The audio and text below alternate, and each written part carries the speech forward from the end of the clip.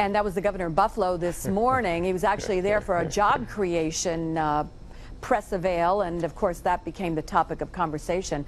And weighing in on Cuomo now, finally breaking his silence, and I heard him like chuckling a little bit in the background, our political analyst, New York Post state editor Fred Dicker. Fred, let's start by this. We talked about this last week, and I think the last question I asked you was whether the governor was wise in holding off on saying anything on, you had suggested he might wait till the weekend was over, which is exactly what he did. But you also said that he probably didn't have anything to say, which explained it. What do you think of what he had to say today? Well, you did hear me chuckling because this is what's known as doubling down. Why would it take anyone 5 days of silence to then come back and say everything was fine? If everything was fine, why didn't he say it the next day? They've been huddling for days, the governor and his people, trying to figure out how to address this, the biggest crisis, in my view, that the governor has ever faced politically in his long career. Just an hour or two before the governor even made these remarks, the nationally broadcast Morning Joe show was mocking the governor and going beyond that, saying that this was a disaster, saying it was much worse than Christie's Bridgegate.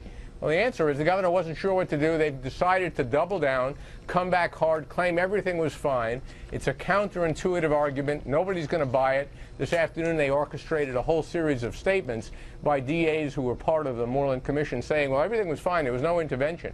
Although the governor did make suggestions. When the governor makes suggestions to people he appoints to a panel, anyone who knows anything, Liz, about state government knows what that is generally meant, especially for DAs who might like to be judges someday. Yeah, one of the Moreland commissioners, a SUNY Buffalo Law School professor, put out a statement today. And it's an interesting statement saying that this, and the governor himself called it a spectacular success, which I thought was an odd choice of words. A little hyperbole.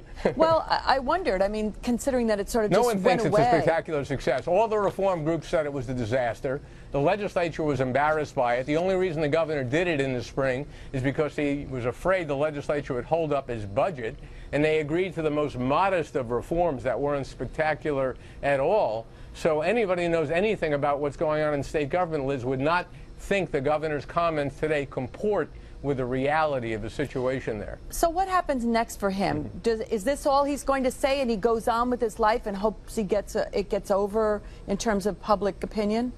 Today is the day that the grand jury for the U.S. attorney, federal grand jury in New York, Preet Bharara's grand jury, began hearing testimony on what happened with the Moreland Commission, what they found that wasn't pursued, what may have happened in terms of interventions. So the governor, like everyone else, has to kind of hold their collective breath, waiting to see what comes from that. It could very well be some more big bombs will drop, or other people will go public, as they have already, and said there was intervention, that the governor did intervene here. The statements today didn't contradict, couldn't show that the people who had told the New York Times and others that, in fact, improper conduct took place wasn't the case at all. Well, it's interesting you make the comparison to Christie. Do you see that as a direct comparison, just sort of sitting back now and seeing, because his fate's in someone else's hands?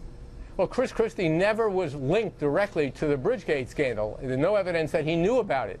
Governor Cuomo knew exactly what was going on here. This was his panel. This was his top aide, Larry Schwartz, intervening with it and steering it. So I think, in fact, as the Morning Joe show suggested this morning on national TV, arguably this is much worse than Christie's Bridgegate. All right, we'll see where it goes next. Thank you, Fred, and I know you'll be along to sort of analyze it for us. And Fred's on the radio as well, live from the state capitol. It's weekday mornings, 10 to 11 on Talk 1300 AM.